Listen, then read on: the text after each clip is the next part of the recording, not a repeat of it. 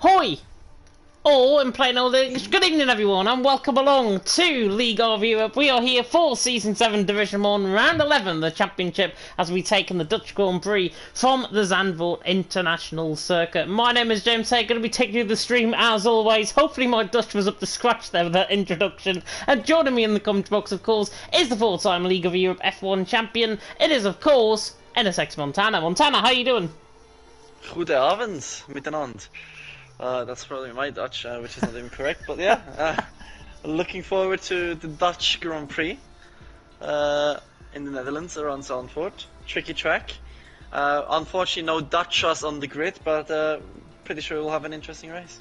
Yeah, I wonder if anyone's got the Dutch touch out on track tonight. I wonder. Let's see, of course, looking into tonight in terms of the championship standing, you can just tell where the stream is going to go already. Of course, it is Justas taking... I only took 1 point, actually, last week. In Belgium, of course, remember, it was Nathan who took the win. Second was Yildirim, who's not racing tonight. And in third was NSX Connor, of course, after his unluckiness, once again, kicking into play in Belgium. But he did hold on to that third position, and that instant was given as no further action.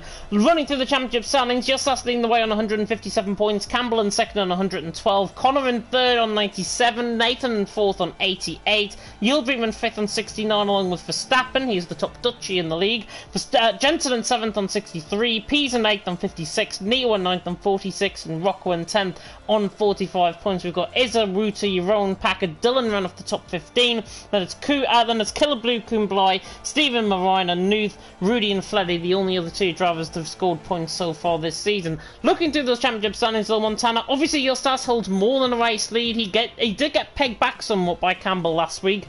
This should be a track, though, that is made for him. Yeah, I think he does quite well around here, especially with Connor having pedal issues and Campbell being a little bit off form lately. Saying that, he's lost a couple of points last season and now the pressure is getting a bit more, but he's still got quite a comfortable gap with about 60 points, right? Looking at the gap, it's 45 points, I think, the gap between Justas and Campbell, if my maths is right. 157 take 112, yeah, 45 points coming into tonight. Connor is around 60 points, as you say, off in third position at the minute. And Nathan's only 9 points off Connor as well, so it's all concertining up quite nicely. Hopefully this is a race where the championship standings get even closer, possibly, but obviously Justas, as we've already mentioned, is one of those drivers where he has been absolutely excelling out on track, no pun intended, of course, there. Running through the championship standings, that was a shake of the head, I'm sure, there for Montana. It is, of course, the Mercedes team leading the way on 181 points, Ferrari in second on 169, AlphaTauri in third on 160, Alpine in fourth on 154, Red Bull in fifth on 134, Alfa Romeo in sixth on 81, McLaren in seventh on 71, Aston Martin in eighth on 44, Haas in ninth on 34, and Williams in 10th on 22 points. Much closer in the constructors' standings. Of course, Mercedes, looking at last week, actually outscored points compared to... I've just lost the championship standings. Compared to, obviously, the Ferrari team. 12 points the gap coming into tonight. Looks like we're going in towards qualifying. How do you see the constructors' battle panning out in towards tonight? Yeah, at this stage I just don't really know. It's just swinging about all the time. All the teams are including Mercedes, Ferrari, also AlphaTauri still in there somehow. So it's literally only the first driver scoring points, big points lately, so I say this almost every week, but the second drivers need to step up now and they can make the difference that can decide the Constructors' Championship. Yeah, definitely. I certainly think between the Mercedes and the Ferraris, we are getting one race, the Mercedes doing really well, and then the Ferrari team does well the week after. It seems to be like a chopping and changing picture, as you already alluded to there. Obviously, coming into Zandvoort, first Grand Prix held, of course, here since 1985. Last season, of course, it was Max Verstappen who took the win in real life, who was going to take the win, of course, in Season 7 of Division 1. Of course, Season 5, the last time we came here, where me and Daniel Field obviously commentated on the action, it was, of course, you, Montana, that took the win. M. Short finished in second and Yildirim in third. Unfortunately, none of the three that finished that time are obviously racing. You're here with the comment box and me. But who do you think might be one of the favourites coming into tonight, as it's beautiful blue skies and sunshine? Yeah, shame M. Short isn't quick enough anymore for LOED1, but... yeah, obviously, it's hard to call because I haven't really raced much against people here, but knowing that ABS is quite strong here, but at the same time it's overrated. You kind of need a rotation of locking wheels and stuff, but people don't see that point. So it's really an open field. Could be pad drivers, could be wheel drivers. Probably see Connor up there if he fixes pedal issues. Also Justas, of course. Jensen was not doing too badly. And why not someone like Packer again? He was on great form, pace-wise. And if he can hold that up, he's got a good shot at the podium this time.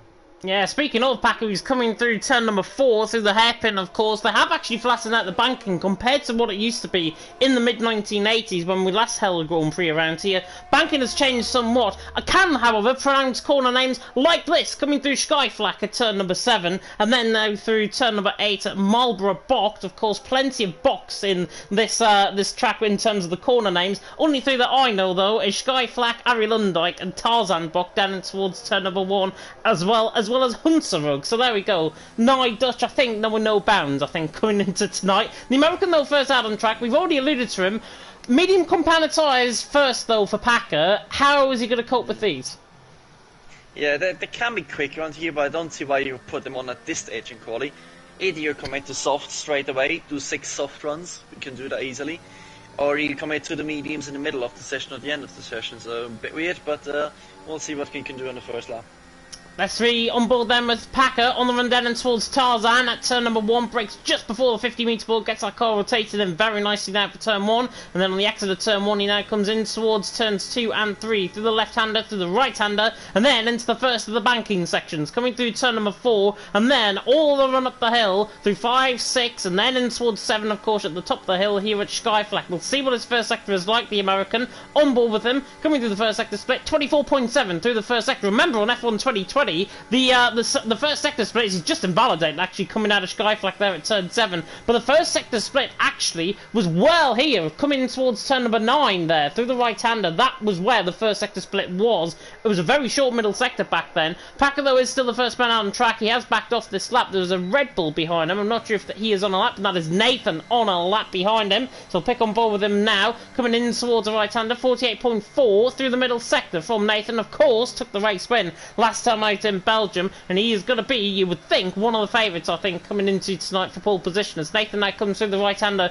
of turn 13, then through Arie Lundijk in, and then Arie Lundijk out at turn number 14, catching that back end very nicely there, through the corner, on the run to the line, and Nathan sent a 109.7. I cast my mind back to F1 2020, though. I think we've got a 107 for Paul. Yeah, track and the cars were much quicker back then, and a bit less on this theory, so obviously it's just the first run, so we have to see how much they improve, but yeah, first round of medium runners goes to Connor ahead of Justas, Jensen, Campbell, and Nathan doing what I would do, as well as Neo, putting on a set of softs, doing a couple of runs on them, but yeah, track has gotten a bit slower, but still fun to drive. A bit exhausting with the tire temps and the constant challenge of having to be concentrated with corners, but really enjoyable. Yeah, really enjoyable. It's one of these tracks where I think, obviously in F2 around here, the last time I actually raced around here, was another Wii F2, and it was wet, and yeah, I might have crashed up when Neo's actually coming up. But it seems like Neo is giving everything tonight. There's a joke in there somewhere. Neo coming through the right hand of turn number 7, 110 flat for the set of soft competitor, and a good lap time from him. Urona's just gone third as well, got lap times as well. Nuth, I believe, has just gone on to one. Wouter has also won a lap as well. He's coming to the end of the middle sector, so we'll see what Wouter is doing. 49.1 through the middle sector, and he should be towards the top end of the medium run, as you would think. Connor currently there on a 110.2. Not often you get improvements around this track. Somewhere between 7 and 9 tenths of a second on average you can try and get in terms of improvements, so we'll see how that might run. Wouter Tolano 110.5 goes in around mid-pack and just behind Jensen, and actually just behind Justas, who is actually 2 tenths clear of Campbell from the first lap. Yeah, and look at the gaps already. It's so close from P15 to P6. All the medium runners separated by 4.5 tenths. So we're probably going to have a look at that, how that develops, and it's just about making the lap count, because that's probably the biggest factor here. If you can make a good lap count, then it's everything is possible. I think Nuth is the next one to cross the line on his first set of softs. Well, that's a decent time for him as well. Nice. 110.1, Javs just came into the comment section as well and said, we're going to witness the Nuth redemption story. Well, so far so good in terms of that story. 110.1, set us off compound size, got multiple runs actually. We saw some of the medium runners do it. Campbell, Packer and Rocco go for tyres as well. But obviously, most of the drivers have gone for 1 laps. I've tended to see, though, Montana, around here in commentary, drivers going for multiple laps on a sort of soft compounded side, and I think that's just because of the nature of the track, and obviously because if there's clear air, you've got to go for multiple runs. Yeah, the thing is you have to worry about tire temps. So what I usually did is put enough fuel in so we can do 2 hot laps, and if you bottle the first one or abort it, you can go for the second one straight away. Or if you finish the first one, do a cool down lap, go again, because tire wear is no issue here really. An easy soft medium strat, or medium soft depending on what you go for. So yeah, but surprised not more people are opting for it, but maybe we'll see that on the second runs. Maybe people just saving a set of tyres or trying to commit a bit later.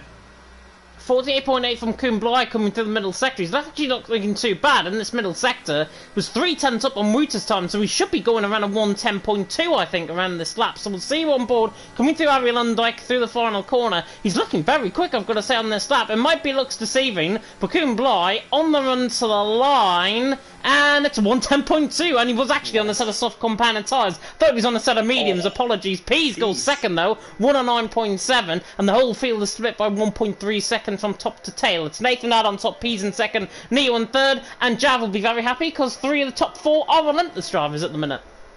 Yeah, and I'm very happy because I know that's going to change. So, yeah, we'll see. Rocco in the mud once again, but he's just put 2 medium laps in there, so we'll see the whole field within probably 8/10, 6/10 by the end of the session. That'll be great. But now are the more important runs, the real banker laps, and now we'll see if we can get into the low 109s already.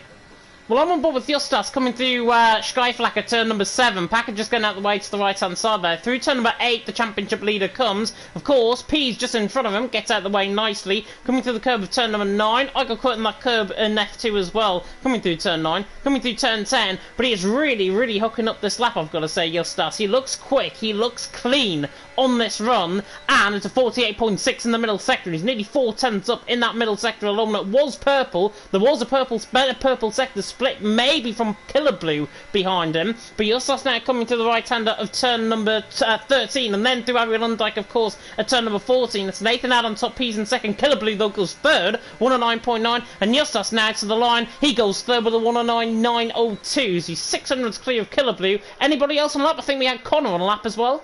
Yeah, Connor on a lap, but also, just as Justas, not really finding a pace yet. So, yeah, Justas not with a brilliant second run, but as we discussed already, they might have overfueled a bit now. But let's see if Connor can improve taking the shortest line. And he actually does, but still Nathan and Peace in P1 and P2 on the first runs, as Dylan even goes second. So, interesting session so far. Packer not too bad in the first sector. Campbell all the way in 17th. And is he on a lap? He is.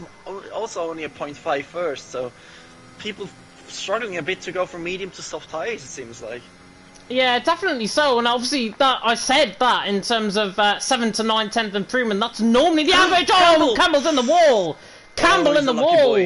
Coming out of turn number 9, luckily he's kept that tyre out of the wall, and he's caught obviously the front wing damage, no front wing at all, and Campbell hard into the wall, coming out of turn number 9. Jav says who cares about Ariel, he's here for Lewis Campbell. Well, there is Lewis Campbell, he's been into the wall coming out of turn 9.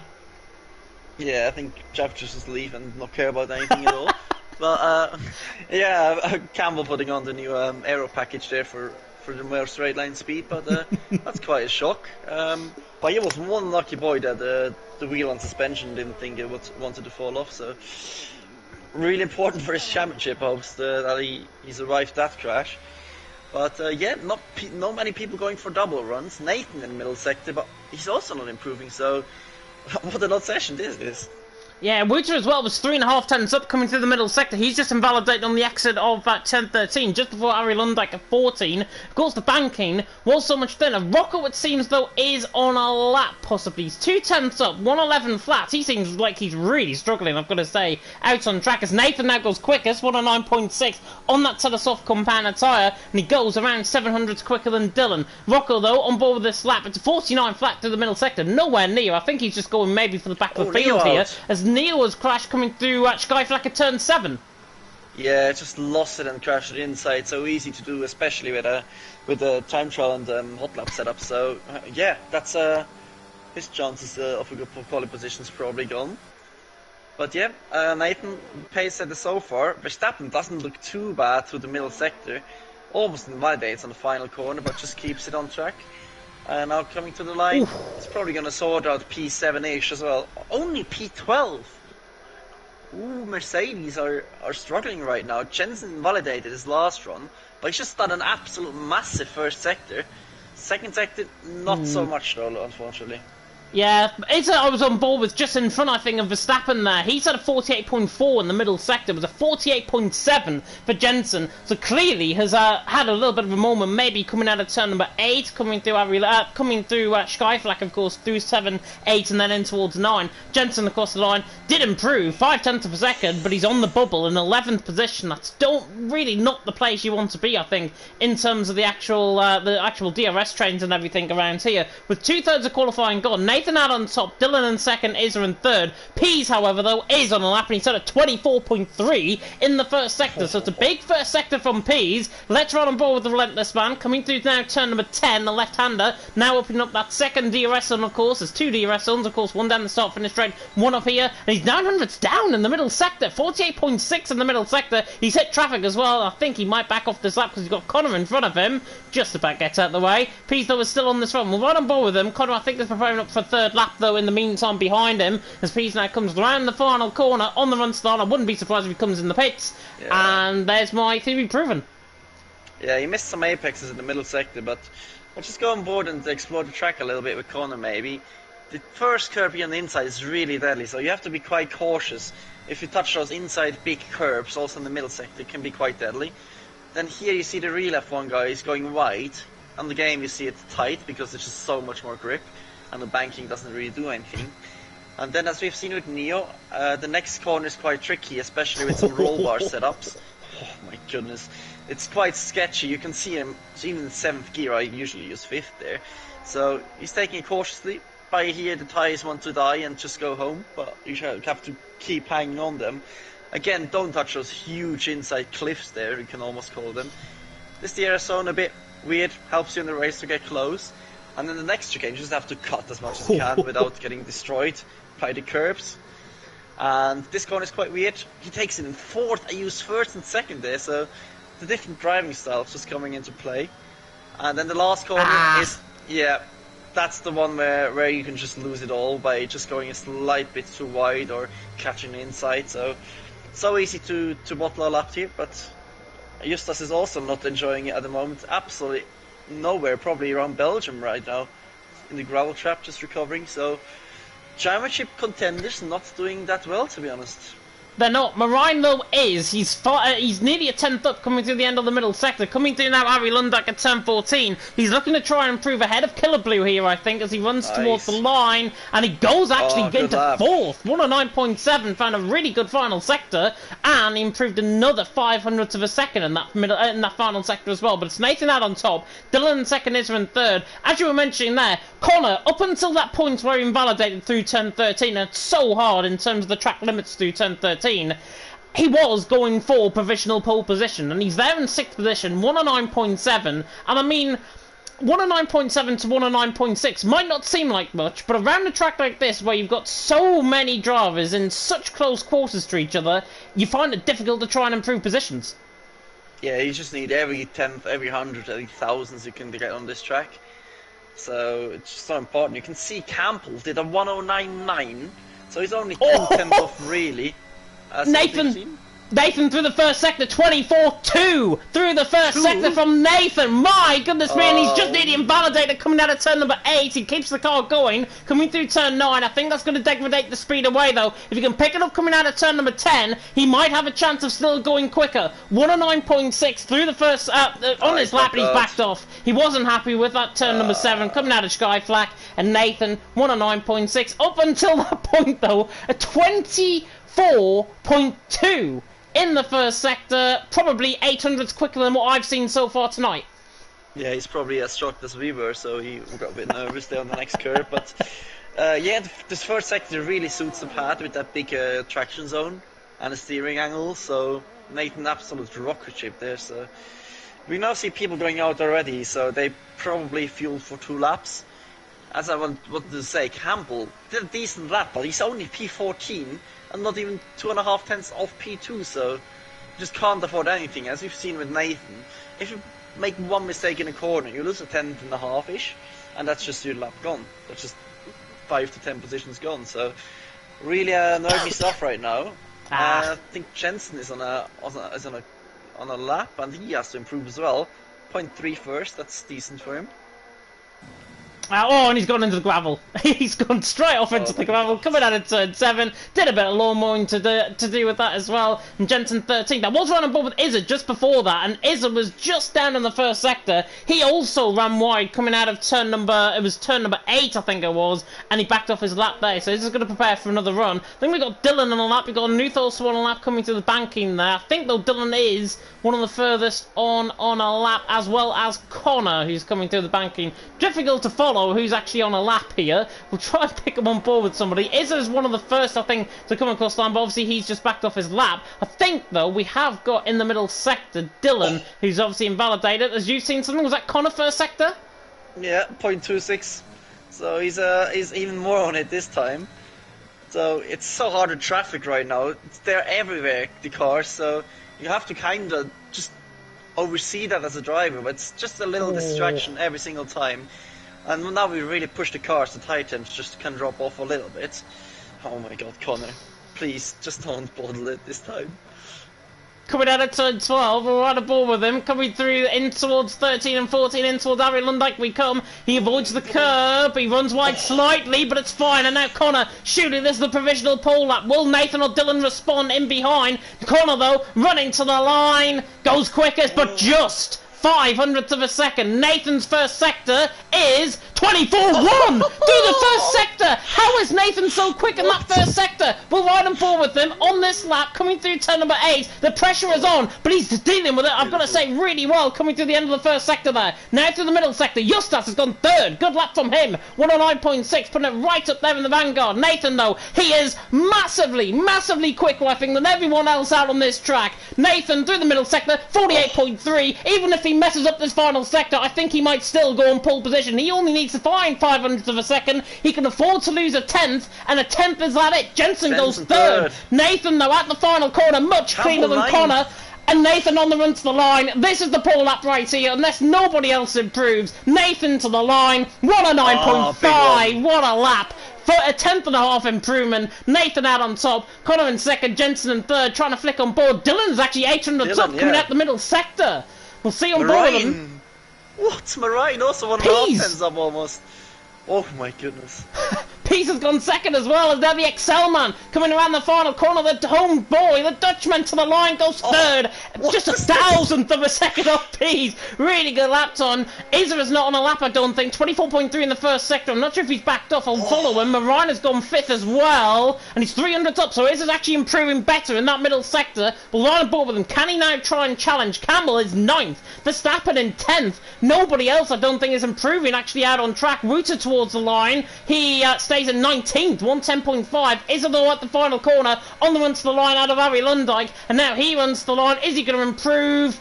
Yes, he does, slightly. Doesn't improve his position, and again, he's 1,000th of a second off your own in the end. Fleddy is back into the pits. Campbell is done on his lap. That is the end of qualifying, and it's Nathan with that special 109.5 out on top. Pease in 2nd, Dylan in 3rd. If you predict that top 3, well done. I wouldn't have.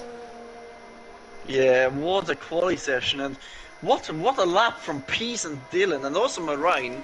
Well, we saw Marine struggle all season long with this car, but Nike just puts it on P5 like it's nothing. So quite a surprising quality session. Justas dropped down to 7th and Campbell down to 10th. And Connor only 4th. Connor saves his tyres though by doing the in-lap himself. But yeah, what a session it is. And Nathan, once again showing he has the pace. He just needs to put it into results now, and then he can launch his championship campaign as well. But is it too late for him? We don't know. But he's certainly in a good position right now, and Ariel won too. He is in a really good position.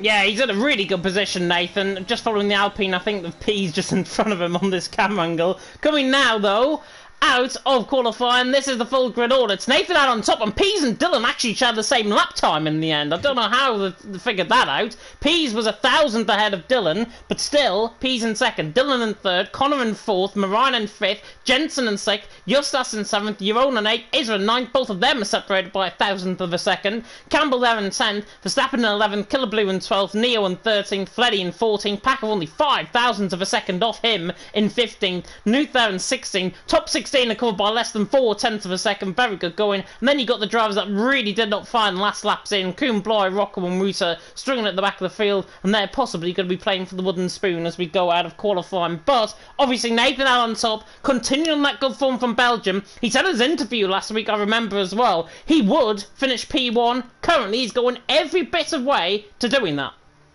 Yeah, he just has to win every single race of the season now to still be in for a shot. But he's shown this season that he has the pace. If he finds the consistency and just a little bit more sometimes on some other tracks, he's gonna be rapid for the next seasons, depending on the game though. But yeah, and we saw Campbell and Verstappen 10th and 11th, I think.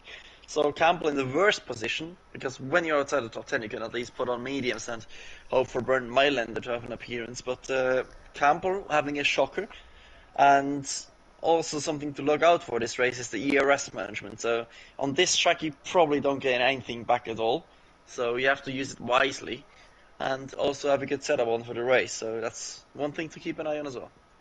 Is a saying, no full grid league is dead. We don't need a full grid. There's 19 drivers here, and 16 of them have separated each other by 4/10 of a second in qualifying. And if that's anything of a prediction possibly going into the race, who knows what's going to happen. Beautiful blue skies and sunshine once again. Clearly, it is going to be a dry race, judging by Rocco's choice of tyres anyways on a set of hards. He looks like he's going to be right down the back. Surely that is a miscount in terms of his tyres. Surely. On a set of hards, right down the back of the field. Top 10, of course, qualifying though on that set of soft compound tyres. Justas, of course, in terms of the championship, 7th. Campbell in 10th. Interesting though, Killer Blue in 12th position, set of softs. Wuter at the back of the field, I'm not surprised, set of soft compound tyre. But Killer Blue and Verstappen, they're 11th and 12th. Obviously, with Campbell just ahead, Killer Blue in theory is going to be the quickest man out on track with his fresher tyres. Verstappen, though, they're in the Mercedes, is going to try and work, I think, to obviously hold off Killer Blues. We see the predicted pit stop strategy, one stop, lap 12 to 14, onto a set of hard compound tyres, which I don't think is right. Yeah, I use the hards here sometimes. They can work, but if you can just keep the temps on the mediums down, they should be fine. So Rocco's going to have a hard time, if I have to say that. But yeah, the first lap is just about surviving really on this track. We don't really want to go side by side on many places here. So just find your position, settle in, save that battery for later on. And then you have to see if Killer Blue can move past Verstappen or Campbell and then be a pain for them. But we'll see. And well, Nathan almost losing it and going on the grass, so he's already getting nervous, I think. But James, what is your top 3 in this unpredictable one? Top 3, I'm going to side on the side of NSX with this one. I'm going to go Connor for the win, Nathan for 2nd, and in 3rd I am going to go for Neo. Nice, I give you the 5er after the race. I'm going to go Connor, Verstappen, Nathan. Interesting, interesting. We've still got a little bit of time, of course, to get everyone onto the back of the grid. They're all coming out of the final corner. Ari Lundijk, you can see Nathan's on board, running down in towards turn 1. It's quite a short run, actually, down in towards turn 1, only around 200 metres. And Nathan has got to try and prime that on the outside line. It's the more favourable line as well, running down in towards turn 1. Obviously, on the pit wall, you're going to be getting a little bit dusty and a little bit dirty. So P's, hopefully, not going to be getting that little bit of graining on his tyres. But 5 red lights about to go out here in the Netherlands for round number 11 in the championship, and it is lights out and away we go. Nathan gets a good start. Pease responds well off the start, and now Dylan is going to try and come across to cover off Pease in towards turn number 1. Nathan leads. Dylan in second. Pease in third. Force him out wide. The two Hasses nearly come into contact there. Moran and Euron. I think everyone has cleaned through turn 1 safely, but Nathan is clear by 0.8 of a second, coming out of 3, and now in toward the banking of 4. Pease and Dylan, though, still side by side and behind. They're costing each other so much time, and it's already more than a second to Nathan. And Pease and Dylan are side by side up the hill, coming through turn number 6 in towards Skyflack now. At turn 7, Pease just about gets the move done. Really good battle, really intense, and Pease is through and he's into P2 and holds that position. Dylan in third, Connor in fourth, Justas in fifth, Jensen in sixth. Well, I think you said you were side by side with Justas running up the hill as well. Jensen there in sixth, Euron in seventh, Campbell in eighth. Everyone filtering through fine. Wooter and Fleddy are dropping down the field. Nuth is looking like he's a little bit sideways, possibly coming out of turn 9 there, but everyone is clean through. Nathan leading the way, Pease in second, Dylan in third. What a battle we've just seen though between Pease and Dylan. That was insane. Yeah, wheel banging all the way, almost spun into the way of the whole grid in turn 1. But Nathan is having issues, or he just slowed down to get Peace. Maybe he's working with Peace to get this to not let the others have a chance. But that was weird as Connor now 0.8 of a gap. So I don't know what to make of this first lap as well. It's just really confusing. And Justas, good start for him.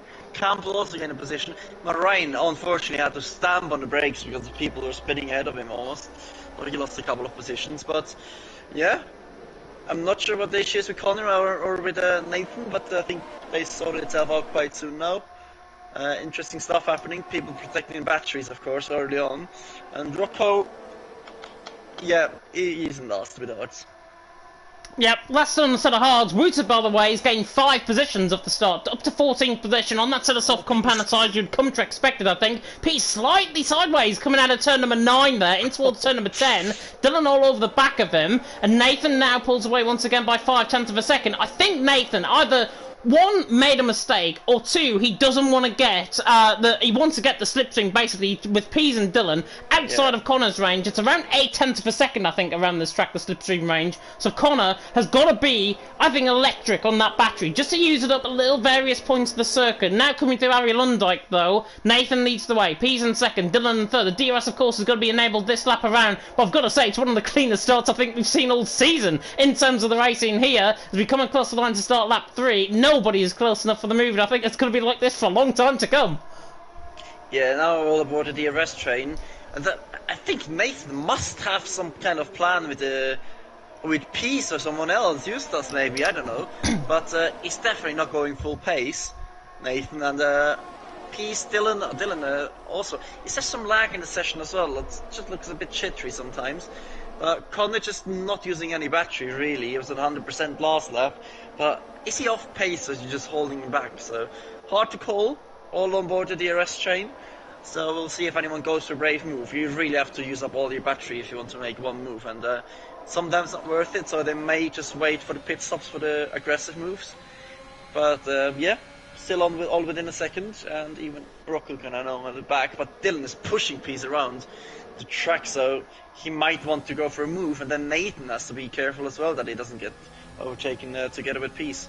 Yeah, it is a very short home straight though, and now Dylan pulling out the slipstream. It looks like he's going to get him on the run down and towards turn 1. Is he going to get close enough though? He sets the fastest lap of the race, pulls to the outside line. He thinks about going all the way around the outside of Tarzan at turn 1. Doesn't quite get the move done, doesn't quite get the switch back out of turn 1 either. There was side by side, I think, between, was it Izza and Marine, I think, further down the field. No, it was Wooter and Neo even. I saw somebody further down the field side by side, but Neo holds on to position for now. Dylan though, still on board with him, on the back of Pease. They're 8/10 clear of Connor at this stage. Connor just simply hasn't got the pace. Speaking of Neo and Muta, though, they were again going side by side up the hill, coming out of the banking of turn number 4, in towards Skyflak now at turn 7. Muta holds him behind, but he wants to try and get the move done, I think, on Neo, who's really becoming the cork in the bottle, I think, in the early stages of this race. Lap 436, though, Nathan leading the way, Pease in second, and I think the relentless game plan is clear. Nathan and Pease want to try and drop Dylan out of the DRS, they want to try and drop Connor out of the slipstream range as well, and therefore the two relentless boys are working together. Maybe Dylan's got some involvement in that as well, but it just looks like he doesn't have the pace now. Just watch out for the Connor overcut, I can already tell you, mate. But we'll see how that develops. Dylan used up almost all of his battery on that one lap, and you saw with Pease, he defended the inside a bit too much. You just have to keep the outside line whilst protecting the inside just slightly. So the outside is clearly stronger in turn 1, so you have to be careful not to let anyone slip there, as Dylan tried to move around, but no moves happening right now. As I said, you just need to spam your battery to even attempt one, then it's going to be quite awkward with all the cars ahead. So yeah, people still just chilling mostly, some people having to defend or trying to attack, but not big moves happening. But Dylan certainly looks like he's having a lot of pace in the middle and final sector.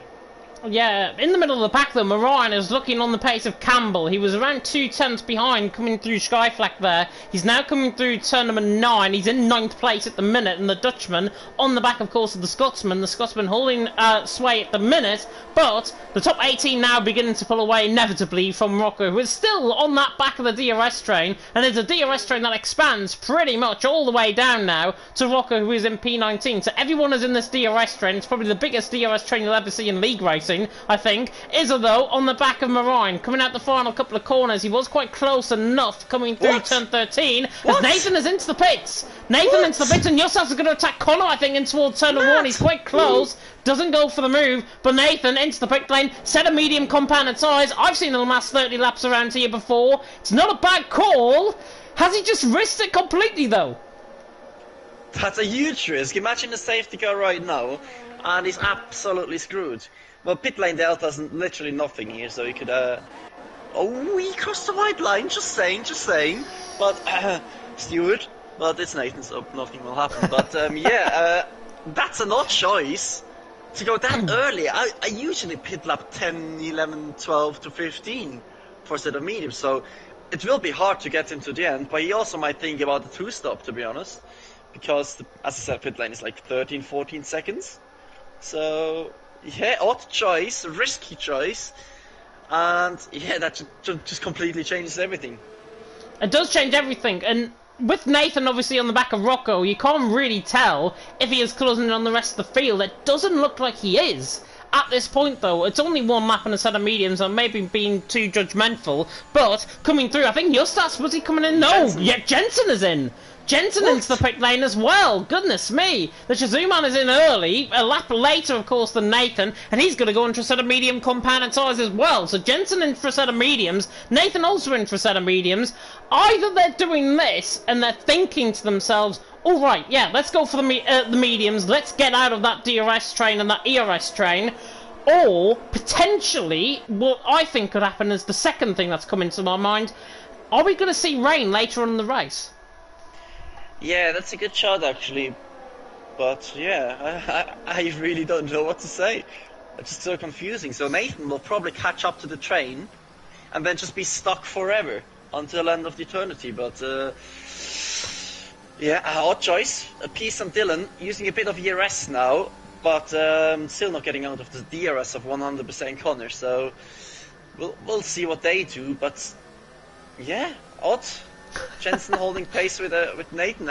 You see, I'm lost for words. My strategic brain is not keeping up with this new meta.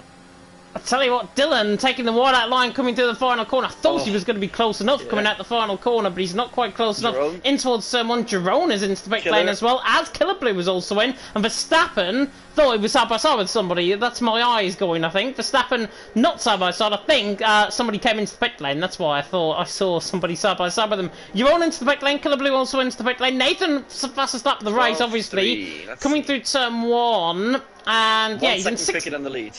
second quicker than the leaders. So in that case, if Pease and Dylan come into the pit lane now, and Nathan has gained a second the last lap around, surely he's going to be around 2 seconds clear when they come into the pits. Yeah, but they're going to have so much fresher tyres, which doesn't make a huge difference here. But if you give Connor a set of fresh tyres, like 10 lap fresher tyres, let's say that, he's gonna catch you up again. And you can see Pease, Dylan, also Nathan squeezing the battery a bit much for my liking. But yeah, rain could be an option. But let's see if Pease pits this lap, because if he doesn't, I think Dylan is gonna have him on the straight. He's quite close, and he looks just like he's got a better pace at this stage of the race. Not using any ERS. Is Pease doing that? Yeah, he's using full on. Oh, Dylan's in! Dylan pits! Okay. This is getting stranger and stranger by the second, I think. This Dylan into the pit lane, set a medium compounder tyres on. Where is he going to rejoin? He's going to rejoin ahead of Jensen, that's guaranteed. 3 seconds ahead of Jensen he'll probably be. But Dylan, is he going to be within DRS range of Nathan coming out the pits? There is Nathan, just for camera angle, and there is Dylan coming out the pit lane now. He's on the pit lane exit. Oh, as Killer Blue has actually crashed it coming through the final corner. Jerome has gone through, and Jensen actually in towards turn one's a good spot there, but Dylan is ahead of Jerome and of Jensen. Killer Blue, though, lost it coming out the final corner. Not sure if he's picked up any front wing damage. Let's have a look. No, I think he's just gone for pure spin on the curb, possibly. So Killer Blue there, 19th position, on a fresh set of mediums. His race is now pretty much ruined, I think, from this point onwards. But Dylan, 3 seconds behind. Nathan's undercut completely. It's working to plan at this moment in time, and he's getting out of the DRS of everyone. And I wonder if he's going to let Pease, if Pease is ahead of Dylan coming out the pit lane, I wonder if Nathan's going to get away and use Pease up as a relentless teammate, possibly, to try and hold off the rest of the field and let him get away. Yeah, but once they catch up to the alternate strategy run, they're going to be on status quo Justus without having the Justus and Pease. Here's Marine. Oh, Justus close. So now let's keep an eye on the Connor overcut. Just saying that, Campbell is having a shocker. He got overtaken by Marine, lost the DRS beforehand, is out of ERS, and just seems to struggle in the middle sector with tire temps as well or something. So he's having a shocker. Jerome with some beautiful DRS on his fastest lap. Still a decent lap though from him. But he made the move on Justus even. Wow. And Jensen as well. So at the moment, Connor is going to get undercut quite heavily. But just let's he's doing a PB in the first sector, so I wouldn't call this over yet. But let's see now if the mediums of Nathan and also Jerome are probably a bit more worn quite soon, and if you can see a difference in pace there. Dylan certainly isn't losing time to Nathan, so he's doing great with that. But yeah, I really don't know what to say now. Just 4 runners on softs in the top 4. Wooter as well in 7th, but he's probably going to pit soon as well. So let's just look at a lap time from Connor in comparison to the low 12s. He's in. Oh, that's early though. Careful, my friend. Oh my goodness me, my heart. So gets it on Marina Nizza as well into the pit lane. So majority of the softeners are now came into the pit. Set of mediums go on. Connor, I think, is going to be ahead of Jensen, possibly, coming out the pits here. I think he's going to come right out in the middle of this train. Judging by the overspeed coming through turn 1, there is Dylan already past him. Connor is there. There is Pease, and he's going to rejoin, I think, just ahead of Pease, possibly. And he's a position ahead of where I expected him to. So Connor and Pease is trying to go around the outside at turn number 4 through the banking. Doesn't get the move done, and now up the hill and towards Sky Flack at turn number 7. Campbell leads the way, Verstappen in second, Mercedes 1-2 at this stage. Pease, though, all over the back of Connor, run up the hill and towards Sky Flack at turn 7. Dylan is leading this train, Jeroen is ahead of him. Connor and Pease and Jensen and Justus all on that DRS train. But look at how far look at how far Nathan is clear. He's completely risked this. He's pulled it off really nicely. 2.5 seconds though to the end of the race. If he keeps that advantage up to around lap 32, he'll have the race win. Yeah, Incremental is calling out the bias in the comms. I've got no clue what he means. But yeah, Dylan now net P2, Jerome net P3, Connor still in net P4. Pease has lost out big time. He went from P2 to P5. Jensen gained a place in Justus, so undercuts, overcuts, everything. But the people staying out are just hoping for a safety car right now, I think. Otherwise, it's going to end up being at the back for them, which is inevitable. But I think Verstappen will probably take the lead soon on his mediums to pull away. Maybe Campbell can help him a bit with that. But if they really do the team strats, they should do it now. But I think Campbell also has an eye on the championship, so he can't afford to do too much teamwork. Thought Jensen nearly lost it coming out of turn number 4. He took the wide out line on the exit of the corner. Justas trying to get the up and under, but coming out the corner, that outside line does actually work coming out. So Jensen still in P15, Justas in 16. Looks like, though, everyone's going to run a big old DRS train, I think, at this point.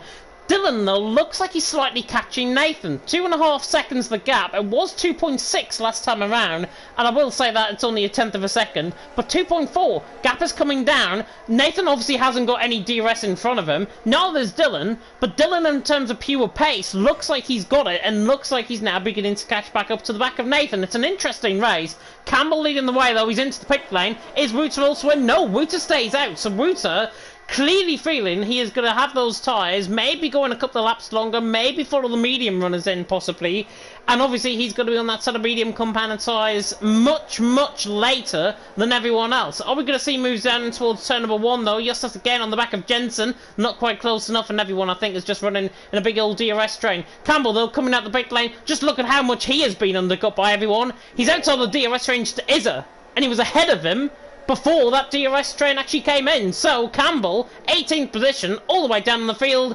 This is possibly the race where he might lose his championship. Yeah, he really has to get it together now. He needs to make a recovery in this race, otherwise just loses too much points in my opinion. But he now has the freshest tyres, but the problem is ESM and Ryan have 1 or 2 lap fresh all the tyres, so that's not going to be a huge difference. So can't see how that's worth it for Campbell yet. But just scrolling through that DRS train forming there, Dylan obviously pushing to close up to Nathan, just lost some time there again. But see some people lifting and coasting just to get the DRS and fuel into the right window. And then Dylan, if he can't catch up, he's going to be a sitting duck on his 20%. So Wouter now the last one to pit. So the whole field will be on mediums, except for one wild Rocco. I think we're going to possibly see a move down in towards turn 1. Justas on the back of Jensen, closing in quickly. Pease and Connor as well. Pease, just about gets it on the brakes. Oh, Connor holds on. But Justas down the inside line of Jensen still. Coming through turn number 3 now, through the right-hander. Justas forces him out to dry. Shooting, this is a move. Jensen forces the inside gap, though. The gap is still there. Justas on the traction, gets the job done. He's into 13th. Really good battle that between them both. But it was coming. He's on 3-lap pressure tyres, and I was going to say, before cutting you off there, that Justas was probably looking the most likeliest out of the train to get that move. He has got that move, and now he's got that move, and he's now on in behind drivers that are on the same strategy as him. So I don't really understand that move, to be honest. Yeah, he invested quite heavily in that, but at the same time Jensen invested as well. But Justas made inside work, so fair play. Why not make the move on a guy that has 6-lap all tyres? So shouldn't really re-attack him soon. But the question is Jerome hanging on, or is Connor and Pease now, are they getting impatient? I think Connor really wants this position now. He's using his ERS this time, but so is Jerome, so it's a stalemate once again, and they have to wait another lap for anything to happen. A stalemate, and they've got Dylan pulling away, coming through the final sector as well ahead of them, and Dylan still leads in P9 in this DRS train. Currently net second, you're on there net third, Connor there in net fourth at the minute, so everyone's just filtering through really nicely. But the gap, I think, is beginning to break up. The pack possibly breaking up, with Jensen losing a bit of time now. Those tyres, he just seems to be over-exaggerating them slightly. Marine is 4-lap pressure, and I would imagine, I think he might dive this in towards turn number 11. If he's got a chance, I think Marine will go for it, because Jensen's tyres are not going to be holding in that DRS train. They're going to be overheating themselves. He's got much worn tyres. Nathan, by the way, is on the back of Rocco, which is going to help him up massively as well. So the Relentless Man is about to put Rocco, the snail, in the race tonight, in position ahead of Dylan. But then again, it works for an advantage, because Dylan, 2 McLarens beside each other, Rocco will probably let him through. Yeah, but knowing that Rocco is best buddies with Mr. Nathan, I think he's not going to make life too hard for him. But Nathan lost a couple of tenths in the middle sector, going to gain some back on the straight. Why he's using ERS, I've got no clue, because Rocco is as well, so, well, not making life too easy, so Nathan had to invest a little bit in that. But he's now got a nice clean air. To get quite a snap. Oh, as hell is breaking loose in the background as people getting impatient. Just talking about Marine, he's having a good one today. I just hope he's careful so he doesn't throw this one away, but he's doing really well today, not gonna lie. Yeah, QLT man, on the back of Jensen, he still looks like he needs to get this move done though, I think, to really sure up his race. He is on the back of him, but you can tell, just with the blistering, even on the rears, I can see Jensen already beginning to blister on those tyres, and it's not a good sign. Well, you've only got 9 laps basically on that set of softs, on that set of mediums, and you are blistering your rear tyres. That is the worst thing that could happen around this track. It happened to me in F2, and I caused a safety car, so hopefully Jensen doesn't do the same thing. Verstappen leads the way though, Neo in second, Fleddy in third. We saw Fleddy, by the way, get the move done on Paco, who I think is now struggling in terms of those mediums. He's got now the German on his redemption story and his redemption mission. Nuth on the back of him should be, I think, quite easy. Oh, and he clips the wall coming out the final corner. And Nuth, it doesn't matter because he's going to get that move done anyway. So there's the yellow flag, and that's Rocco round. Rocco was round coming through Harry Lundike at turn 14. Luckily, no front wing damage on the car. He can keep going, but the DRS train, I think, are breathing a sigh of relief at this point because he's basically now ahead of Campbell. Campbell's the only one that needs to worry about him. Rocco's got out of the way of the whole DRS train, and now it's fair play. Yeah, I'm just looking at the gap between Dylan and Nathan. They'll probably be glad Rocco is out of the picture there. But the gap is up to 3.1 seconds, so Nathan is still having the pace right now. Connor's closing up on the back of Jeroen in towards that sky flag at turn number 7. I thought he was going to go for the move. That's why I cut you off. He didn't. Jeroen there still in 9th, Connor in 10th. But Connor now beginning to put the hammer down and possibly going to get this move done sooner rather than later. Yeah, he probably sees that gap as well between Dylan and Nathan, so he wants to make a move now to maybe get past Jeroen, and then after saving some ERS get past Dylan and close that gap with his freshest, juicy tyres. But we'll see if Nathan catches up to the DRS train ahead before the pit stops, or if there's actually rain coming and they're just sticking it out until then. So that would explain Rocco's brain fart as well at the start of the race with his tyre choice. But we'll see if anything happens like that. But at the moment, Dylan just running out of ERS now, actually. So we got the yellows again. Rocco again round on the last corner, which is weird, and now he finally pits. Maybe got some wing damage as well, but yeah, that's Rocco's adventure over. Yeah, and Dylan still stays ahead for some reason. Yeah, Dylan stays ahead of Jeroen, and I think they're obviously they're just staying in that position.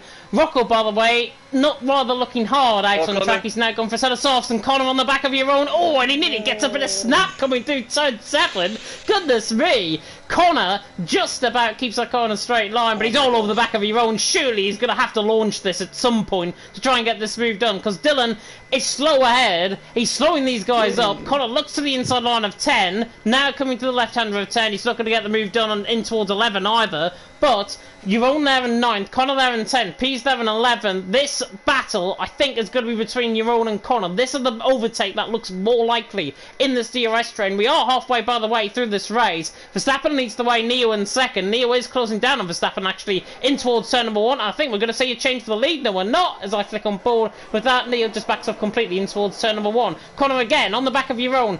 He gets out the final corner, 3/10 away, and he's not close enough in towards turn number 1. So Connor, what does he need to do, really, to get back? He needs to be, ideally, within 0.2 of a second coming out the final corner. Yeah, it's a final corner. He needs to be close there, although now he's lining up quite a nice exit. Running a bit too wide, losing the grip. So he's probably going to try again into this corner, but Jeroen now has the ERS advantage. This corner is so hard to get inside, and it's so risky.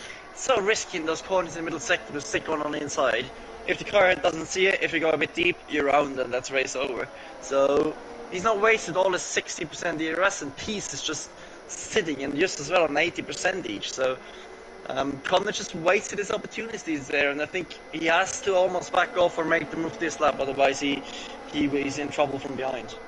Yeah, Connor cannot get this move done on your own at this point. It's almost a bit infuriating, I think, from a driver's perspective, where you're stuck behind a car that you can overtake, but the track really doesn't help you in that regard. And Connor, literally behind your own, he needs to be within 0.2 of a second, and again, he's 3.5 tenths away. He's not going to even put the ERS on this time around, and he's just happy, I think, to sit in behind. Justas, though, might not be. On the back of Pease, he looked quite close out of the final corner. He stays in behind, though, for now. Jeroen closes up to the back of Dylan in towards turn number 1 at Tarzan as well. Verstappen leads the way. Neo in 2nd, Fleddy in 3rd. The medium runners, by the way, still yet to come into the pit lane. They're going to be on that set of soft compound tyres, and we have seen around this track how good the set of softs actually are in terms of lap times. They should be, in theory, about 1.5 seconds quicker when the guys come in. Yeah, on the first few laps, you have to be careful not to overheat them, but that shouldn't be an issue with a lighter car with less fuel in it. So they should be quite quick. So I expect them to pit like lap 24 maybe, ish, so they can get a decent undercut on all the guys as well. But I don't think they will really have a big impact on the race. They'll probably catch up to the train a little bit and fight some of the back guys, but just so hard to get through a whole train of cars, as we just see with Connor.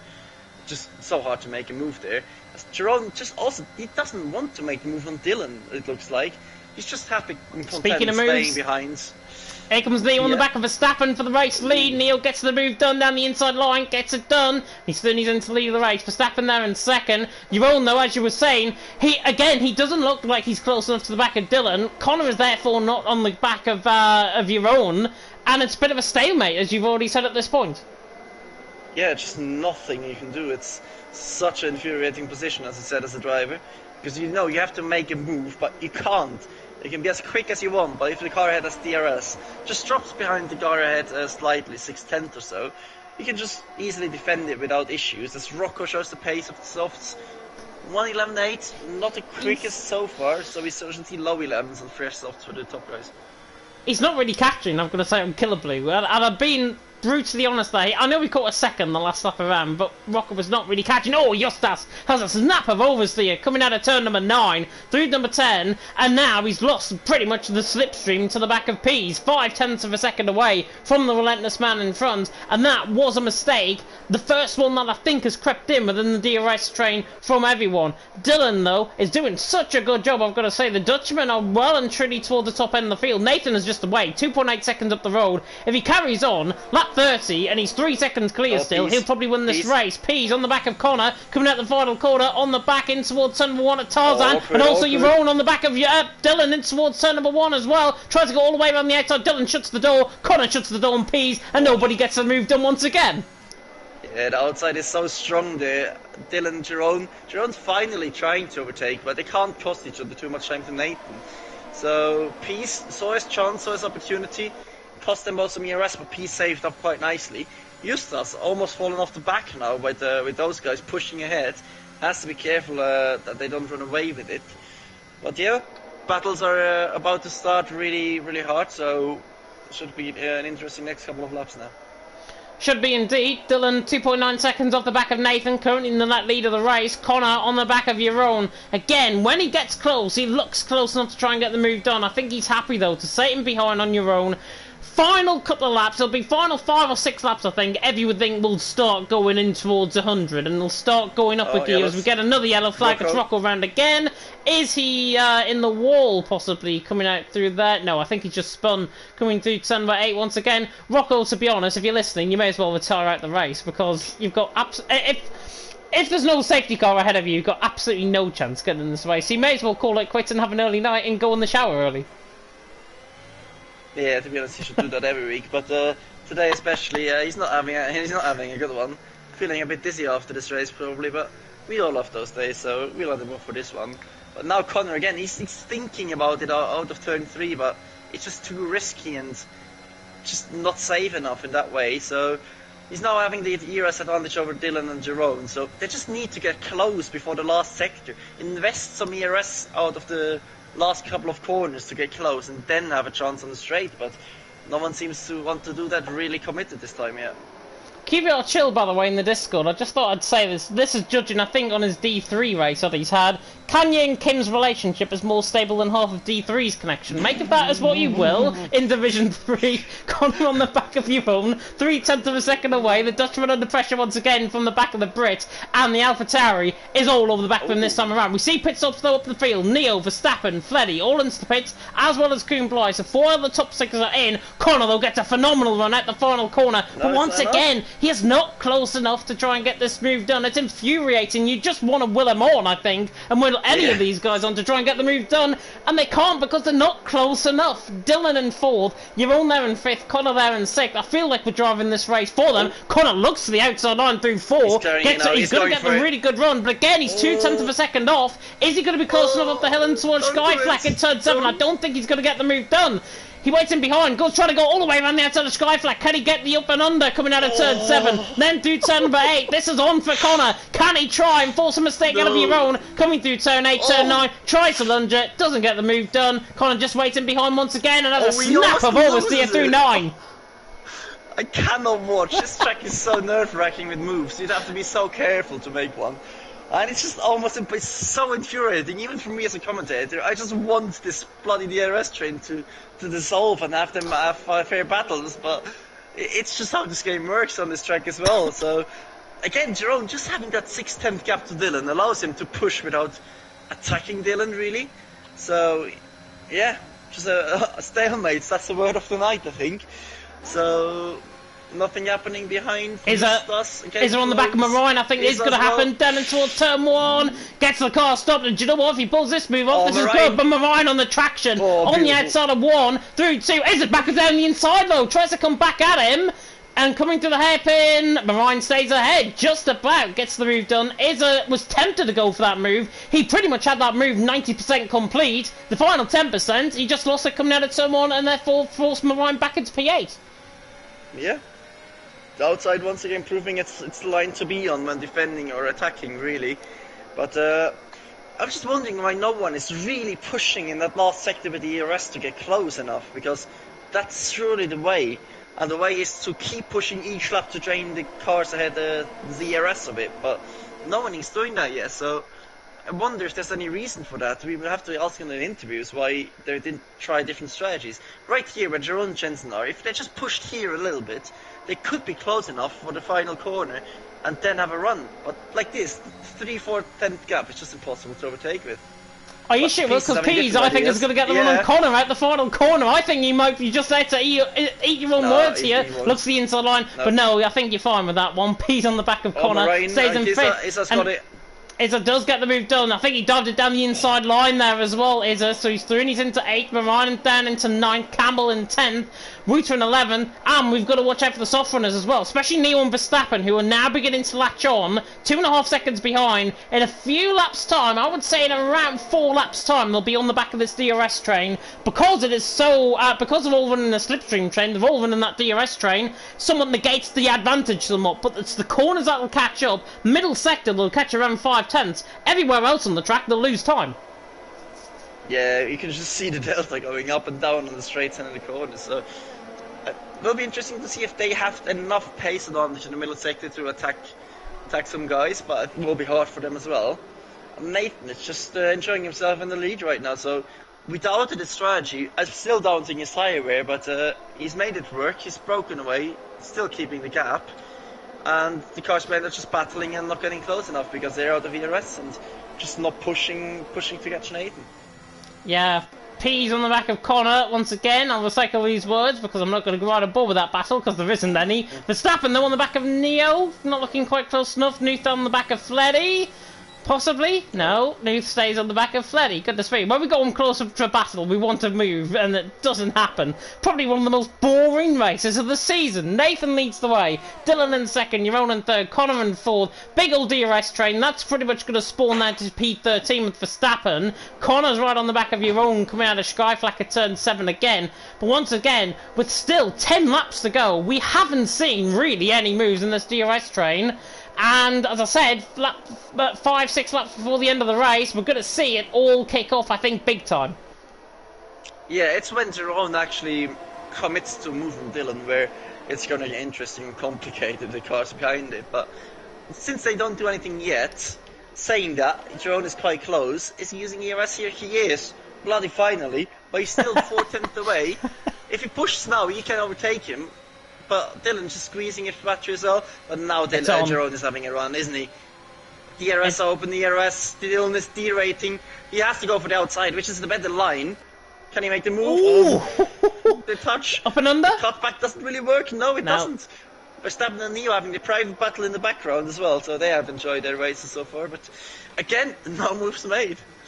That's the first time that we've seen Jeroen actually try and attempt to go for the move on Dylan. He needs, I think, to get on with things. If he wants a podium, he needs to get on with things. He's got Connor and Pease in behind him, and Justas and Jensen, who I think are quicker drivers than him. So Connor and Pease, if they get out that DRS straight on, Justas has spun! Justas has spun, coming through Skyflak, and he's round! Wrong way, and Marijn has crashed into the wall as well! That is separate incident. Marijn in the wall, and it's a safety car! Safety car from the most boring race of the season, and now spices things up. The safety car is in. Nathan leads the way. Dylan in second. Jeroen in third.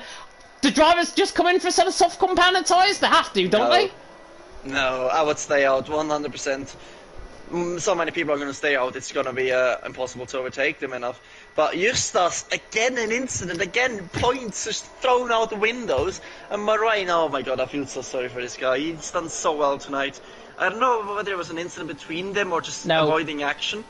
Nathan, is he pitting? No, he's not. Dylan, Jeroen, no one is pitting, really, Jensen so. in! Jensen in, Izzer in! Both of them from a set of mediums onto a set of soft compounded tyre. Verstappen, obviously the soft runners will stay out. Soft runners will go. Actually, no! Justas is in and Kumblai is into the pit lane as well. Yeah, Rocco, I think, should come in as well. Very strange. Jensen and Izzer, though, have they just lost points? Yeah, it's a gamble. Some people have to pit because it's just their only choice, like Justas. But it's impossible to overtake, as we've seen, especially without DRS. It's going to be even more difficult, I think. But Nathan's advantage just vaporized like my favorite NS6 driver. But yeah, no, not really. It's spicing things up. At least we get an exciting end, but there won't be many moves. And the championship is just developing in a really interesting situation, not gonna lie. I think possibly we are going to see moves, and I'm going to contradict you on this point because Dylan's on 3-lap pressure tyres compared to Nathan. We've seen Nathan have the pace. This is Dylan's opportunity, though, to finally put a bit of pressure on Nathan. We haven't seen what his pace is really like in that DRS train in the second half of the race because he's been so far clear, he hasn't needed to be. Dylan there in second, though. He led that DRS train. He's got fresher tyres than Jeroen. Connor's obviously going to be up for that in fourth.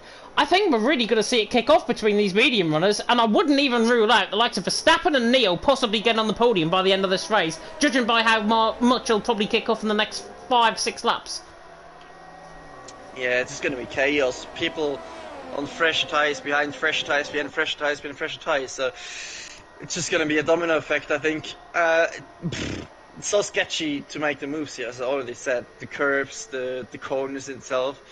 So yeah, it's going to be awesome. I hope we get the full 6 laps of a safety car, but I think it's just going to be 5 because Mr. Killblue has almost got lapped by Mr. Bern Mylander, so we have to be patient for another 2 laps. Yeah, Rocco as well is back into play as well, down there in 17th position. That's only, by the way, the first crash that we've had out on track. Justas, I think, spun it by himself on the curb, coming through turn number 6. I think it was on the outside curb, in towards Skyflak he got caught on. And this basically coming where Nathan is now. On the outside curb, coming out of turn 6, in towards Skyflak at 7. That's where I think he got caught up. Marijn, I think, has done exactly the same, but he's got caught on the outside curb coming on the exit of the corner, and he's bang into the wall. Haven't seen it on the camera angle. Marijn obviously out of the race. So Marijn obviously causing the safety car. I would think we're going to get full 6 laps of the safety cars because Killer Blue safety car I think might come in. It might be a late call in, but I think the safety car might be coming in this lap. Nathan leading the way, Dylan in second, Jeroen in third, Connor in fourth, Pease, Campbell, Ruta Verstappen, Neo and Nuth run off the top 10, Freddie, Packer, Jensen, Izzer, Kumblai, Justas, Rocco and Killer Blue run off the top 18. Is it going to be a late call for the safety car to come into the pit lane? Yes it is! I said it was right! Nathan into the pit Nathan though, the safety car is coming into the pit lane in this lap. Nathan now the virtual Bert Molander, he's the virtual he is the virtual safety car out on track. And Dylan there in second is going to be right underneath his rear wing to try and get this restart on. Oh, this is awkward. This banking is deadly when you accelerate on it. And Nathan is going for it right now. He's caught him out, and Connor got the massive restart on Jeroen, so Pieces dropped off, Campbell dropped off, so Connor, can he make the move? He still can't do it. Oh, he's going for the outside. Oh no my god, way. go on, mate, go on. Tries to go all the way around the outside. Oh, and they get caught on each other as well. Connor on the outside of 2. Jeroen forces them off in towards 3 and into the bank into 4. Connor sends it down the inside line. He had to do that.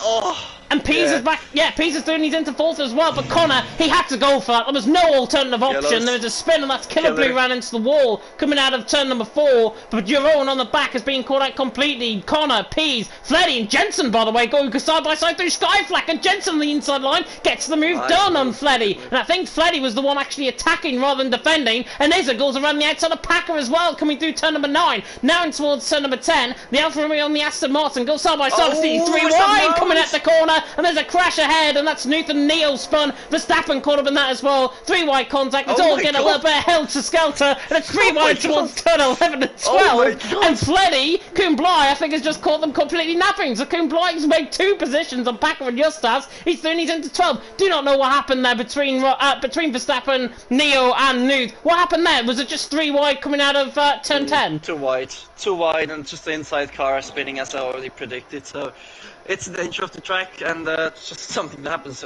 Odd to see 3 cars synchronized spinning there. New Olympic discipline probably soon, but quite a shame for them. But the move between Connor and Jeroen, the move from Connor was... Oh, Connor's in the wall! That's out! Connor's in the wall, and a Mike deploy safety car. We've still got enough laps left. Connor out of the race. He's parked it on track. He crashed completely in the wall. I saw that. I don't think it's going to be a safety car. And I think we've run out of too many laps. Nuth, Neo. Oh, and Jensen has crashed as well. What? Jensen has crashed. Coming through Skyflak. Surely this is a safety car. And it is. It's a safety car. Nathan leads the way. Dylan in 2nd. Pease in 3rd. I do not know what happened to Jensen. I wasn't on board with them. Both AlphaTauri's out. And then somehow now we've got Nathan in the lead. Dylan in 2nd. Pease in 3rd.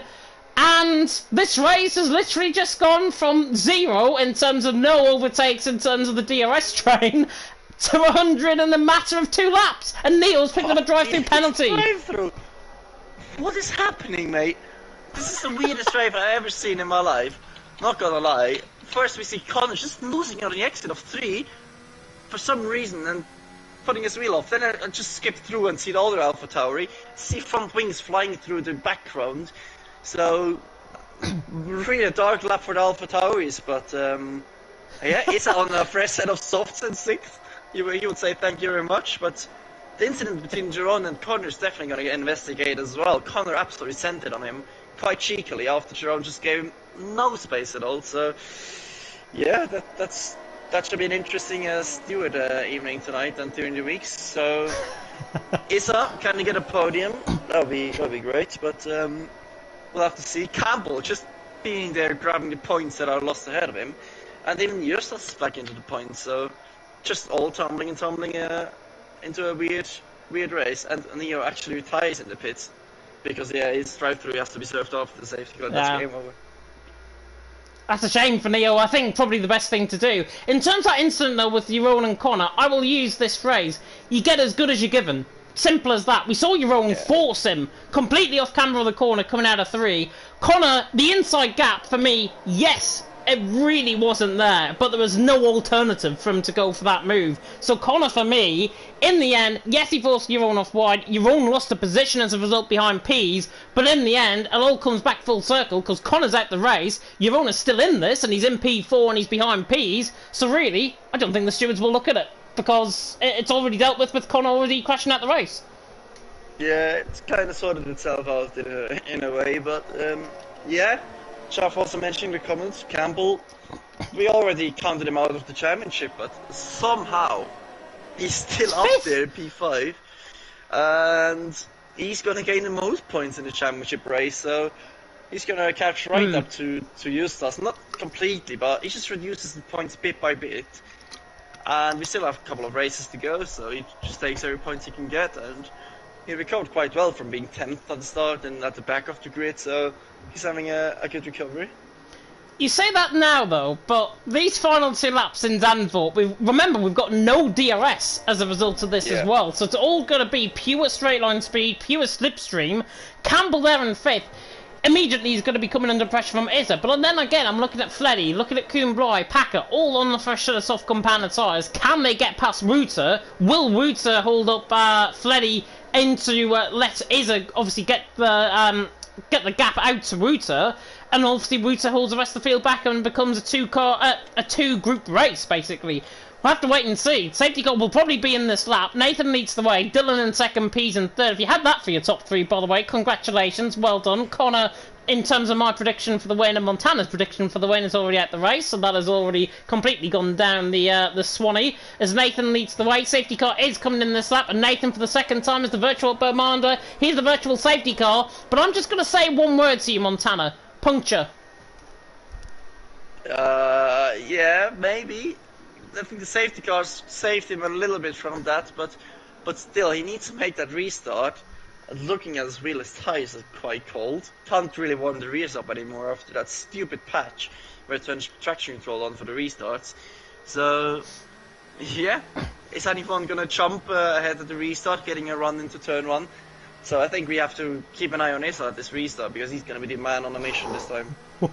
Dylan's all over the back of Nathan. I think Nathan's going to go on the exit of the banking here. Nathan, waiting, still waiting. Now he says go on the exit of the final corner, and this is going to get the run on Campbell. Look at this, it's already side by side between them both. And Woods could get the outside line as well. Izza, though, down the inside line in towards turn number one. Can he get the move done? Could get the move done. 3-1 out turn one at Tarzan. Risky from Izza. Campbell forced the door shut completely, holds on to fifth, and now Ruta lets him back through. So Izza through into sixth once again. Freddy goes all the way around the outside of the banking. This will be a phenomenal move, he can pull it off, but the banking doesn't come to fruition. Now up the hill and towards Skyfleck will they come. Ruta in 7, Freddy in 8, Nathan in the end 9/10 away, and if he's got a puncture coming his way, I don't think it's going to be that necessary, because he might still win this without it. Izza on the back of Campbell all the way, trying to fight and trying to get this move done. Coming to the right hander now of turn number 9. Nathan leads the way by a second. Dylan in second. Pease in third. Izza in sixth, a little bit behind Campbell on board with. But Jeroen is holding these guys up a treat, and now Izza's going to get the run on the back of Campbell. Campbell's nearly forcing the door shut, and now into the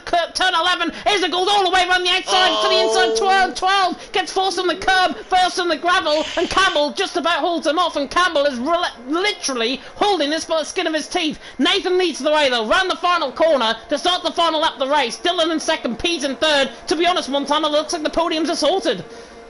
Yeah, I think they just got away with it. Campbell holding his up for all of his life and all his points in the championship. Eustace can't progress yet. Oh, He's down inside of Rocco though, that's a bit forceful. Aggressive. But he needs to make those moves to score as many points. He's just double his amount of points he scores this race, so he has to go for every bit he can. Oh. Is he getting the run? I think he was getting the run. Is he getting the run up towards Skyfleck? Not quite. I thought Kumblai was actually on the back of Fleddy. Packer and Justas are potentially going to go side by side in towards Skyfleck as well. And Justas just about holds on to 11th position for now. Coming through though, this could be a mad ending to a mad race in the end. Nathan though, coming around the final couple of quarters through turn number 10. The Red Bull has absolutely excelled out on track. He has been a class above the rest, I think, here tonight in terms of his strategy and in terms of his racing. Verstappen was on the back of Rocco. I don't think that's going to come to fruition either, but Nathan coming around the final couple of corners. If there's any moves, we'll try and keep on board with them if we can, but Nathan around the final corner, he comes in towards Harry Lundijk through turn 13, through Harry Lundijk at turn 14. Nathan, no puncture, luckily for him. He's around the final corner and he's going to take dual wins 2 weeks in a row. He takes the race win here in the Netherlands. Dylan in second, Pease in third, Jeroen in fourth. Campbell was catching to the line though. Izza there in fifth, and we'll run you through the rest of the field as well. Izza, I think, was sixth in the end, and what an ending to that race that was with two safety cars right at the end. Drive the day, Water Birmingham fans. It's Gary Donegan. What? Kumblai. Gary Donegan. Okay. Fair enough. As we see, Jan up there in the Red Bull, so it's climbing top 7 podium, which is quite as well. But what a weird race that was. Nathan, back-to-back wins. Is this still the same Nathan? That's the question. But then we got Dylan, great race as well, and Pease. So the rail plan actually almost worked. But yeah, there's definitely some open questions after this one. I think oh no, Connor's third. I thought it was Nathan in third. I was getting excited for a minute there. Nathan though takes the win. He does gain though 15 points as a result of that race from Campbell there finishing in 5th. Nathan, Justas in the end down in 10th. Big day for the championship contenders. Keeps the penalties alive, keeps the championship alive. But Nathan takes the win. Dylan in second from third place on the grid.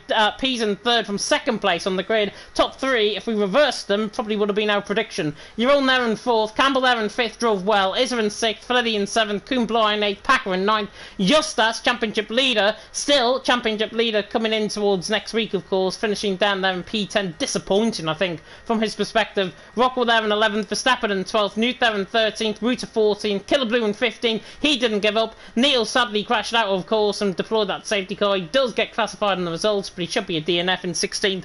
Jensen, Connor and Marion, the other DNFs out on track, and we only waited until, I think, 2/3 through the race for a first safety car to come out. We had 2 in the end. Nathan, though, takes the win.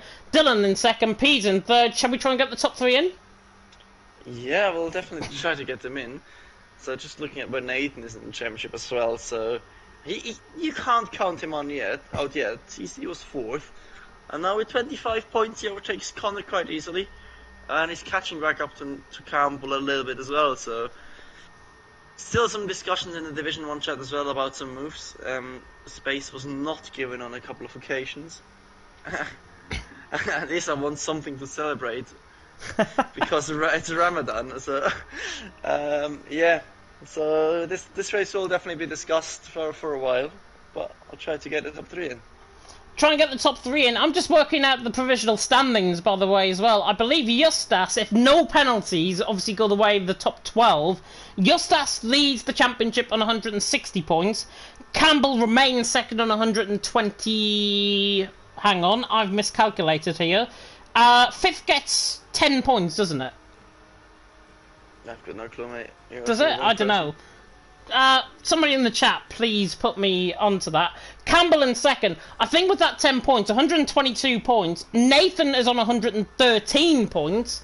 So, I calculated it up as 13 points separating Nathan and Campbell. I believe it's 9 points now separating Campbell and Nathan for P2 in the championship. And obviously, everything gets a little bit closer together. Justas obviously not getting as many points as well. 5th does get 10 points, so Campbell in the end stays second. Nathan, though, jumps to 3rd. Connor now down in 4th. Verstappen obviously picked up only 1 point there. He jumps ahead of Yilbreen, but Jensen, I think, jumps ahead of them both. No, Jensen didn't finish, so Verstappen jumps ahead of them both, basically, in that. Nathan, though, taking the win. Probably run you through the point standings next week, but in my theory, Justas leads away 160 points going into next week in Russia. Campbell in second on 122. And then Nathan in third on 113 points is what I make it out as for the top 3. With 47 points covering the top 3 going into next week in Russia. That is just a little bit of quick maths that I've done there. Luckily, 9 plus 10 doesn't equal 21.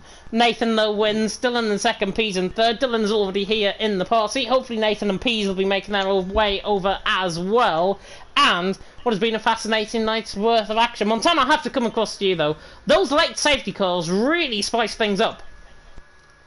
Yeah, they gave us the race we actually wanted with some action and some drama after following the DRS train for 30 laps-ish. So, interesting safety car, interesting what happened in the championship as well. So, from looking like Connor was going to get P2 in the championship right now, it went to Justas almost getting no points, Nathan climbing up to 3rd, and Campbell recovering a couple of points in 2nd. So, absolute madness. That will be a big race for the championship when you look back at it. So, be interesting to see what the others will say. Also, Connor and Justas about what this race meant to them. Yeah, definitely. So, looking to the standings, by the way, from Season 5, Nathan didn't even start in the Netherlands in Season 5, on the last game, of course, in F1 2020, and he, of course, did not start in that Grand Prix, but he did start in this Grand Prix, and he won the Grand Prix as well, and we can now speak to him. Of course, it is Nathan taking to the top side of the podium, 2 wins in a row. You're beginning to get my old co-commentating friend here in terms of the results. I think out on track. Talk us through it, because in the end, those safety cars disrupted the performance, but still it was dominant. Yeah, it really was a Montana performance. Obviously, all week it was. All week, it was kind of like just a case of just trying to keep it consistent all week, and then going into the thing, I knew I had the pace. Obviously, quali was a lot closer than I thought.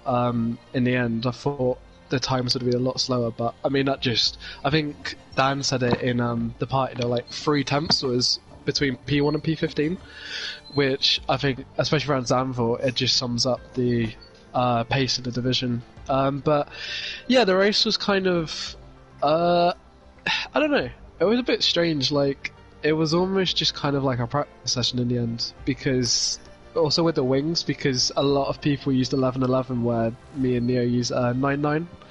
So, like, 3 sector 3, we gained quite a bit of time. So yeah, it was just a case of just trying to keep it consistent through sector 2, and then, yeah, the race kind of opened itself up. Yeah, opened itself up, obviously. Talk us through those 2 safety car starts that you had to do. Both went around about the same point as what you did on each of the both restarts, but it must have been disruptive because you were roughly around 3 seconds on average clear of Dylan at that time.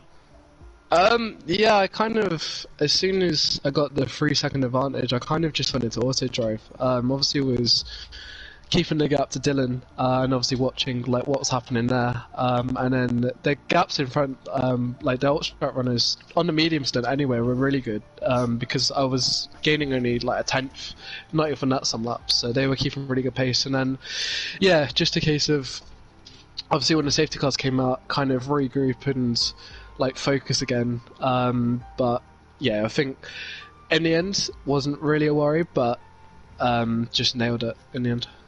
Nailed it in the end. Back-to-back wins.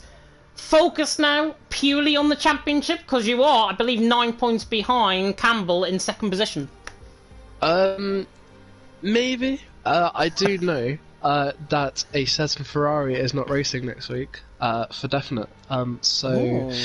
Yeah, that's interesting. But it is Russia, so obviously we got P3 there last season, which, if we can recreate again, I'll be very happy with, because I know there's people like Connor who I think Connor actually has the world record there, so he'll probably take part and win.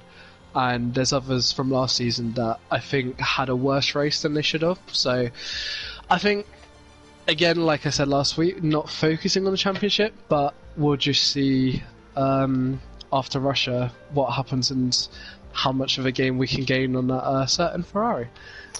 Yeah, I have to wait and see. Obviously, if Justas, of course, isn't racing, it brings the championship even closer together. Of course, he still holds that championship lead, though, even after next week, because he's got more points, obviously, than Campbell going into next week, of course, in Russia. Montana, though, I'm going to come across to you. Any questions? Yeah, firstly, congrats, that's a bit old, Nathan. Thank you. How does it feel to finally get the deserved win? Could you not find something that was a bit fraudulent? Yeah, obviously, I think it's the 3rd win. Yeah, Bahrain and Belgium. But yeah, I think this one was a lot more comfortable, I'd say. Obviously, Bahrain, it was tyres, and then Belgium was the flukiest win I'm probably going to get in my career. But yeah, today was just a case of delivering what we'd practiced through the week, and actually banking 25 points on like Portimao. But yeah, hopefully this consistency can kind of continue. I think last season I did the same in terms of picking up quite a few points near the end. So I'm just hoping to actually get a string of like points finishes, unlike not scoring points and then getting a win. So yeah. So, you said you practiced during the week, so are you practicing more than before? Like, how many hours are we talking about?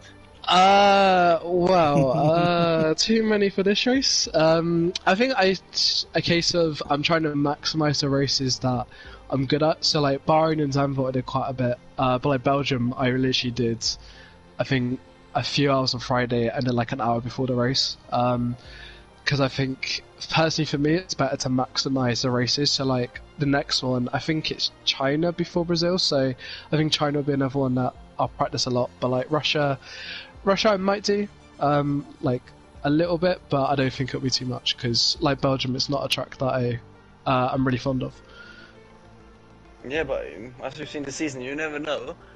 And one or two more such performances, and we talk to you as maybe the champion. But we'll have to see. Just trying to jinx you as much as possible. But, I'm genuinely happy for you and proud that you made it. So enjoy that the beautiful victory, and maybe speak to you soon. Cheers, thank you very much, both of you, for comms. Very welcome indeed. And now we can move on, of course, to the man who finished in P2, probably in his wildest dreams. I think he'd finished P2 at one of his home circuits, of course. It is XL Dylan. And Dylan, brilliant drive from your perspective. Best of the rest, I think we can call you in terms of the performance tonight. But still, P2, solid drive. Talk us through it. Yeah, I'm very happy with that. I knew like quality was going to be incredibly close, so I knew I had like decent pace. Not as quick as Nathan, but I knew I had like to hook up my lap in qualifying to have a chance at a podium, and luckily I did. Although I'm very mad at Pease for going 1,000 quicker than me qualifying, which would have made my race a lot easier. But yeah, Nathan with his undercut was insane. He was out of nowhere. He was 3 seconds ahead, and then I had Jeroen breathing down my neck quite a bit. I had to defend a couple of times, but had it covered for most of or basically all of those laps. And yeah, tires weren't really an issue because of the safety car, so that was nice, and then just bring it home in the end. Yeah, definitely so, and obviously one of those probably one of the best drives I think of the season, maybe even in Division 1, from you finishing in P2 at your home circuit. Talk us through, because where did you finish in Division 2 around you in Season 5? I think in Season 5 I didn't get points here. I'm pretty sure. Or am I wrong? That makes up for it completely then. Yeah, definitely. I mean, I've always had pace here. Like, I think I won in Season 4 here in D2, and in Season 5 I bottled qualifying, which put me in a very tough spot for the race, and I think in the late safety car there was a crash or something, and I didn't finish in the points. But I'm happy this track is back on the calendar, even though it's not the most fun track to drive. It's one track where I'm actually quite decent at. So yeah, I'm just happy to finally get a podium and get a good qualifying and race, which is quite uncommon for me this season. Yeah, very uncommon for you this season. Montana, I'm going to hand over to you though, because I've seen a comment from Jav. Any questions? Yeah, sure. Congrats first of all, Dylan. That was a beautiful performance, I've got to say. Absolutely flawless. I think Nathan was almost unbeatable this week, so congrats to that. Then my next question is, like, this was a really strong track for you, obviously, but are there any other tracks you see yourself in this calendar coming up that you could try for more podiums, or you're just trying to score good points from now? I'm just trying to be consistent and score some good points, but the tracks I look forward to are the same as Nathan, which is very annoying because he's always going to be quicker than me. So like China and Brazil are the ones that come to mind that I'm pretty decent at, and I think that's it, to be honest. There's not that many good tracks for me this season, but yeah, I'll just try and be consistent, put in a good qualifying and a good race, which is, yeah, I just need to do that better and be more consistent that way. Yeah, I think it has nothing to do with you having the same input device as Nathan, and they like the same tracks, but well, he's gonna be in a championship fight, so you can drive aggressively against him and he's gonna crack under the pressure. So that's it pretty much from me. Just a huge congrats. It was a pleasure to see you do so well tonight, and hope to speak to you soon on the podium again. Yes, thank you very much. Thanks for commentating as well, and GG's to Pease and Nathan for finishing on the podium as well. You are very welcome indeed, and we'll now move on to the man who was very hangry, and we're not going to keep him waiting that long. Of course, it's the man who finished in P3, it's Pease. And Pease, finishing in P3, best result of the season. Talk us through it. Yeah, it was a boring race. I won't lie and say it was interesting. The most interesting part was turn 1. After that, it was just staring at an AlphaTauri backside until something happened, because you can't do anything on this track. But I think, yeah, it's a good result. I'll take it. Really good result. Obviously, you were on the back of Dylan underneath the safety car as well. Were you tempted to go for any sort of move on Dylan? Oh yeah, 100%. If there was a gap or the space to do it, I would have 100% gone for it. But the race was just annoying because the pace would be alright, my tires would get hot, and then I'm just sliding everywhere every time I try to brake. I just log everything. But I think this is probably the best I could have done today, which is good. Yeah, obviously P3 finish, solid result from you. Montana, any questions? Yeah, obviously that was finally you made the race count in the race, and not only in qualifying. We've seen you've got the pace at some tracks. So, did you change anything for this week, just to keep the consistency up in the race, or is it just a good track for you as well? I couldn't tell you. I haven't done anything different. I turned up, had a nice drink before the race, and it just I should have been here in Australia realistically, but I bottled it on the curb. But we're here now, and yeah, I'm getting more points. I'm just driving, having fun. Yeah, what about Russia? Suiting you? No, I hate the track, but I hated this track as well. So I'll see what happens. I can't knock it. Yeah, well, you don't have to rush to any conclusions about next week, but we'll see. I wish you the best of luck. That was the worst thing I've ever heard in my life. Just listen back to the stream and you'll hear worse things. But yeah, congrats on the podium. Really happy also to see you up here. Brilliant performance, and I'm pretty sure we'll talk again on the podium interviews this season. Hopefully. And thank you very much. Very welcome indeed. That rounds off the interviews very nicely indeed. Around 10 minutes ago, of course, if you do want to view more action, of course, on the League of Europe channel, F2 and Division 2, I should say, in Division 5 are going to be live very soon indeed. And of course, it is Mr. Daniel Hoggard, who probably will have an announcement to make in Division 2 either tonight or possibly in the next couple of weeks. I already know about him, though, so I'm not going to spoil anything. And of course, he's alongside Verstappen, and Division 5, of course, it is Killer and Packer taking through that one. They're going to be prepared very soon indeed for that, and they're going to be live in around 10 minutes time if you do want to watch more action for F2 and F5. That rounds us off nicely though. Montana, I'm going to give the final word to you. Driver of the day. Let's give it to Shared, Dylan and Peace, because they were so closely together in qualifying and the race. Let's give it to both of them. I was going to say Nathan. Oh, we're going to have 3 driver of the days then tonight. Yeah, obviously they're all on the podium, but why not? Why not? They all drove flawlessly. They all almost drove flawlessly, so they all deserved it in a way.